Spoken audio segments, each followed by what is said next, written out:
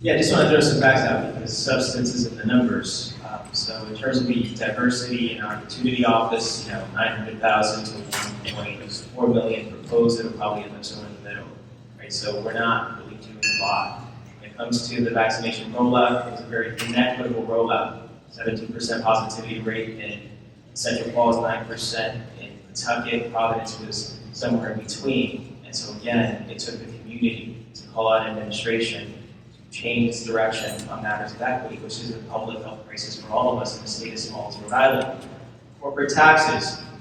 Department of Revenue says it's $232 million. 1% of that's nothing. Does it provide a vehicle for us to fund the programs that we've discussed today to have sustainable programs, which is why we need to increase the top tax bracket rate. When it comes to other taxes, our second largest one in revenues is the health insurance, or the insurance taxes, right? So when it comes to the premium tax. So we need to look at where these revenues are coming from and understand that when someone says 1%, your numbers aren't adding up. What's that tax going to do to help the economy?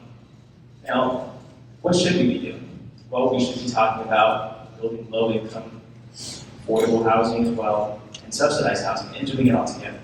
We need to really start to think innovatively on how we overcome this history of classism that we have in Rhode Island, because at the end of the day, we need to coexist. We're not leaving. Our indigenous people are not leaving. Our most marginalized communities are not leaving. And now, in a time where we continue to face a pandemic, forgetting us will come back to knock on every one of our doors, right? So it's important that we fund a healthcare system that is free at the community health level to start. We take procurement control over drugs and medical supplies. We capture the rebates. We extend them onto consumers. We change our education funding formula to make it to do less of the concentrated poverty, to increase the allocation per student. We make sure that we're thinking about students holistically. Free lunch is not poverty alone. When you are poor, you may need free lunch, but you may need other services, language services. You may come from a broken home, like I came from, and need those supplemental support systems to ensure that we have equal opportunity. The numbers need to add up. And if we are a community of members in this room, then from my perspective, I'm the only one to talk about the actual numbers.